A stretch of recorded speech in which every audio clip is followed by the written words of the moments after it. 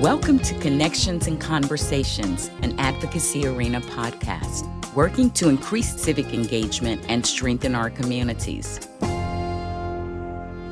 Well, welcome to another episode of Connections and Conversations. I'm delighted to be here with my friend Scott today. We have a few things that we're going to talk about, but first I'd like Scott to just introduce himself. Hello, everyone.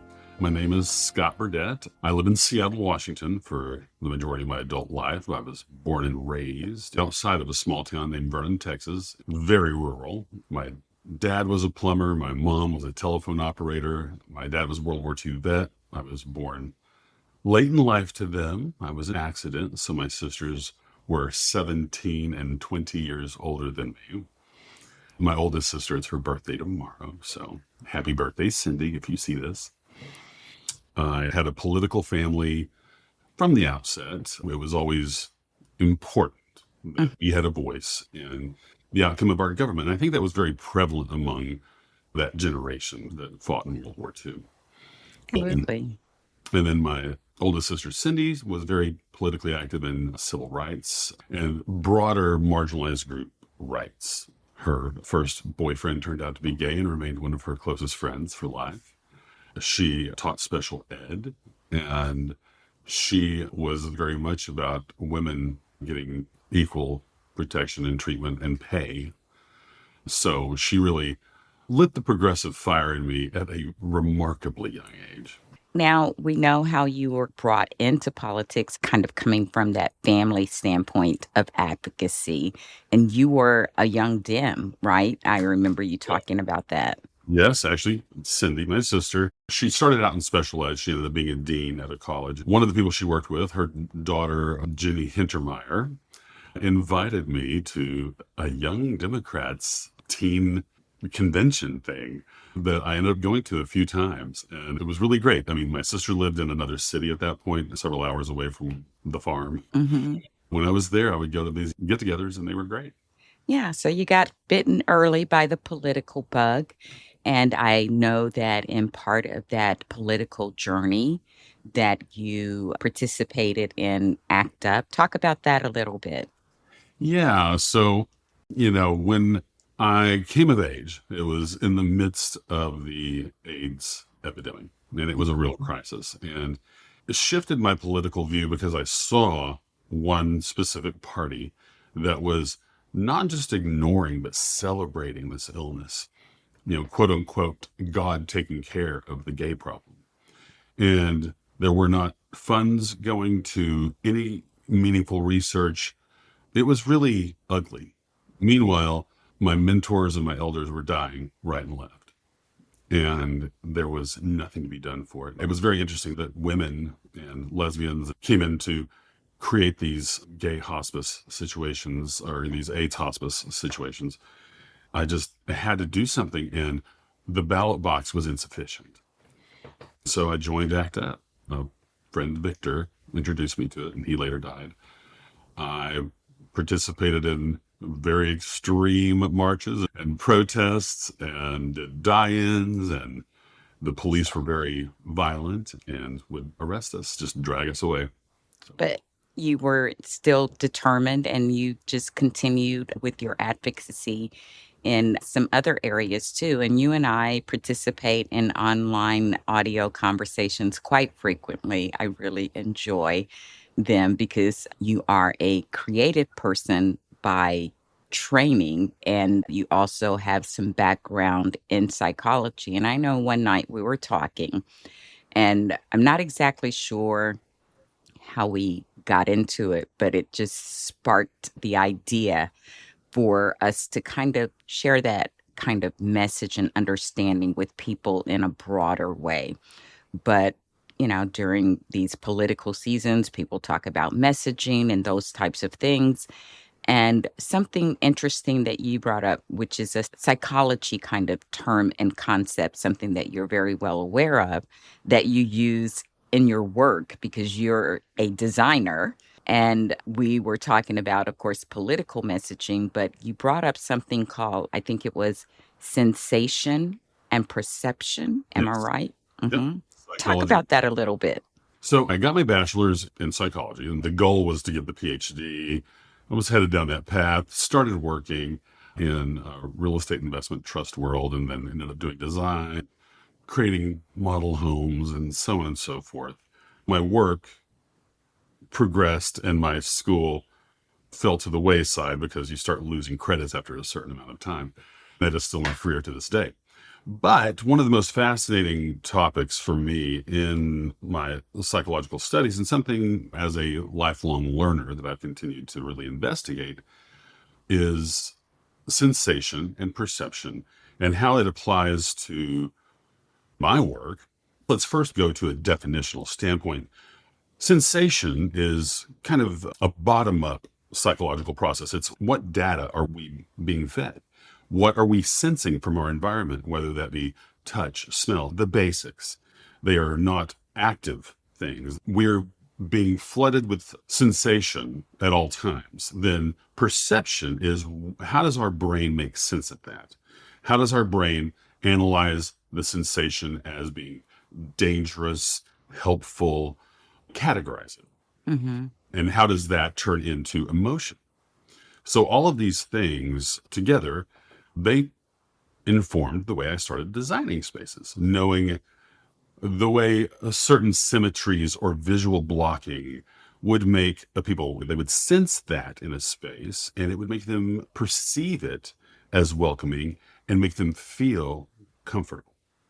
That same technique has been used to great effect for a very long time by advertisers, by product placement, by all of these things.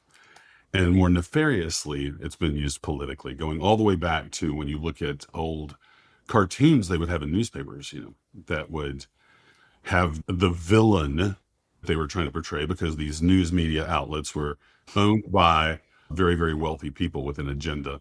And by simply putting angry, exaggerated features and big eyes, and it was heavily used in racist propaganda, Hmm. it was people were sensing an image. They were perceiving these images of these bugged eyes and, you know, glaring teeth and so on and so forth as being nefarious. That's what it made them feel. Hmm. And we see that in so many ways today when you have, I mean, there are some really amusing but informative examples. Like they've taken things like, the introduction to Different Strokes, that TV series. And all they did was change the music into minor notes and violins playing in discordant ways. And it's the exact same footage, but you feel like something really, really bad is about to happen. That's an example of what is done. So if you ever get a chance to look up disturbing strokes on YouTube, you'll see what I mean. Yes, that was so interesting. You shared that with me because I think that's kind of universally, a jingle to a show that people know and get. It kind of does something to you. It jolts you when you see this same image, but it has this kind of different music. And I think kind of the way that we got into this topic and your understanding of it was we were talking about the various places that we get our news and listen to. And I think I talked about how sometimes just the tone of people's voice, the way like I feel it, and it is agitating to me. So I just kind of don't like to listen to it for too long. And I tend to be a NPR and PBS kind of news listener. Those are some of my major sources. Part of that is because the environment in which the tone of delivery, not just the announcers, but the speed and all of those things, the way it goes along. I don't want to say calming because they're reporting the facts, and sometimes those things are very disturbing. But I feel like I'm allowed to feel that myself, and it's not initiated by the way it's delivered to me. Right. And that's a major distinction there, is that, so sensation, of course, that's the basic input. If it is even tempered, if it is delivered without a great deal of variation in tonality, because with sensation, the more variation there is in data input to our brains, the more our perception starts extrapolating. And absent actual information, given, for example, if you see a political targeted ad, it's in slow motion and kind of grainy, and they've got a low single over it. It's common footage that was seen everywhere with some dark voiceover. You know, it gives all these different data inputs to our mind, and our perception creates something else. I And see. going to that, filling in the blanks, our perception, our need to see patterns. Because ultimately, that's what humans, we have survived by learning to recognize patterns in the season, behaviors. Yeah. So a little dive into psychology. I love it, but it plays into many aspects of our lives. So I really appreciated you kind of sharing your knowledge on that. But then I also learned something else about you. You're just, like I said, you're kind of this renaissance man because you also do gardening. I attend one of your weekly gardening pods and defer to you or ask you questions about things related to gardening because I grew up with farmers and my mom, grandmother, great gardeners. So I love that you are sharing that knowledge with people in a wider way and bringing people in. It's, So thank you for doing that. it's therapeutic. It really is. And we need all of these types of things that we can get, I feel like, at this time. I mean, these tariffs and all these things, people may need to look for other ways to source some food and that kind of thing. Absolutely. But the other thing that I found interesting that I know you have been working in for a very, very long time is a kind of a community driven event. Love those things that focus around building community, sustaining community. And that is Burning Man. So Oh, yeah. I think most people probably have heard about it. Can you tell us a little bit about what Burning Man is, how you got involved, what you do? So, Burning Man is a temporary city in a very inhospitable place.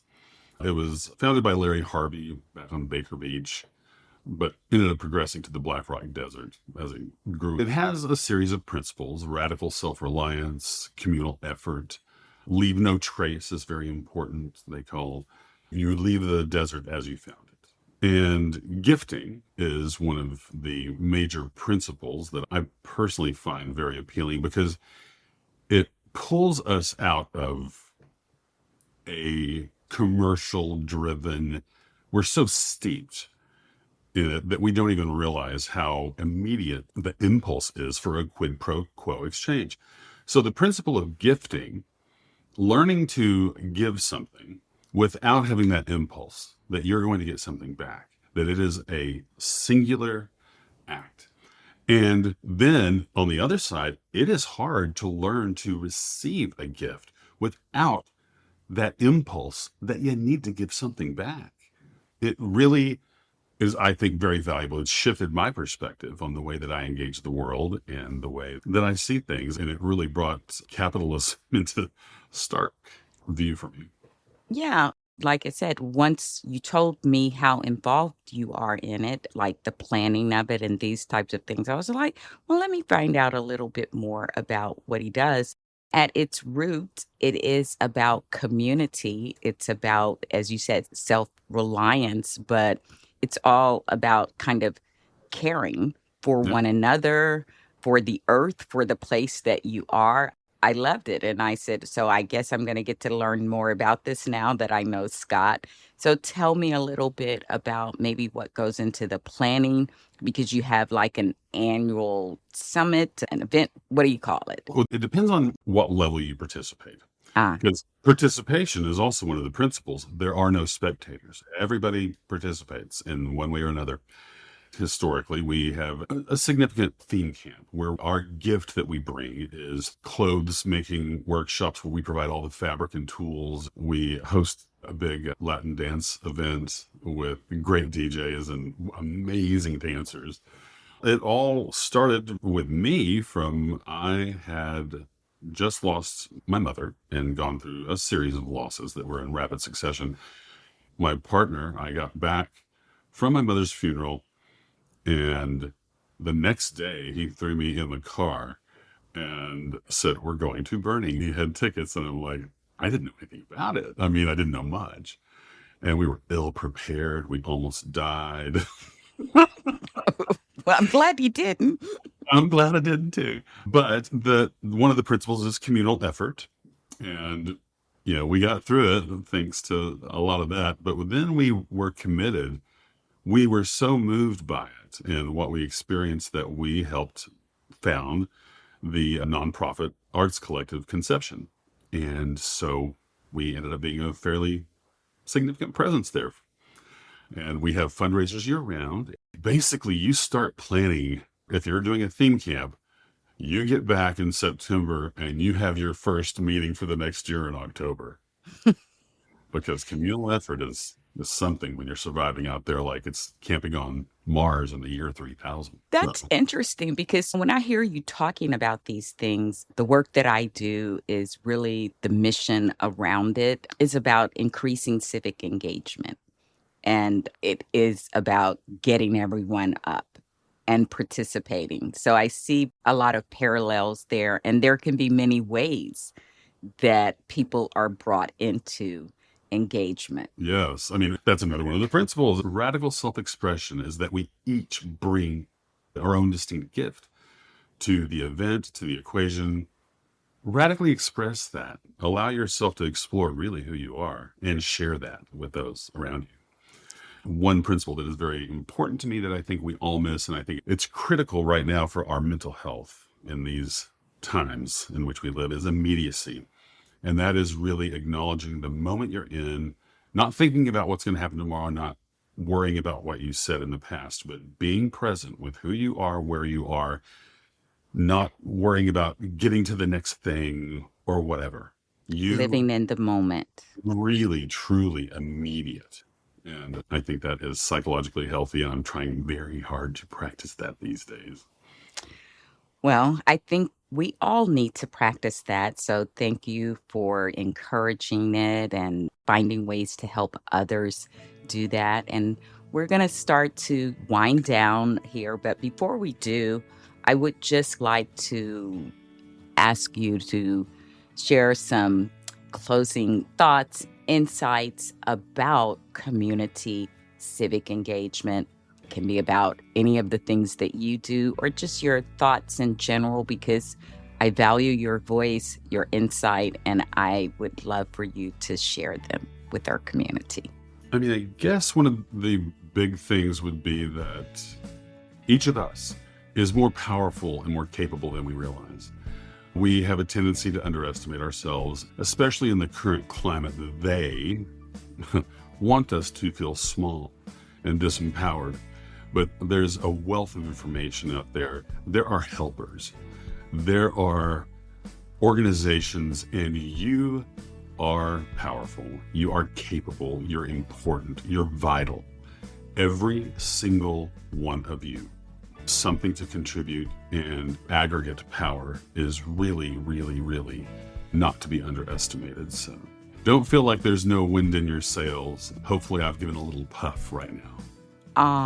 You absolutely have. And I love that. And like I said, I love the work that you do because it is community based. And I think that's going to be the key and the secret to us overcoming this moment and staying in community with one another, bringing our unique selves and our gifts to that community and expressing them very loudly and freely, because I fear that, where we're headed, our voices are being silenced, and I think that is a very dangerous place for us to be.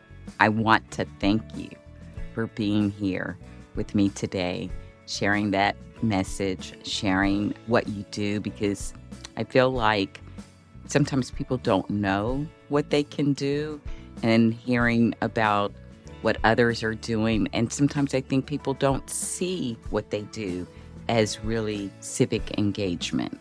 And I'm just trying to show people all the various ways that, what civic engagement can look like. And it doesn't always have to be directly connected with politics per se. Well, it's an all ships rise situation.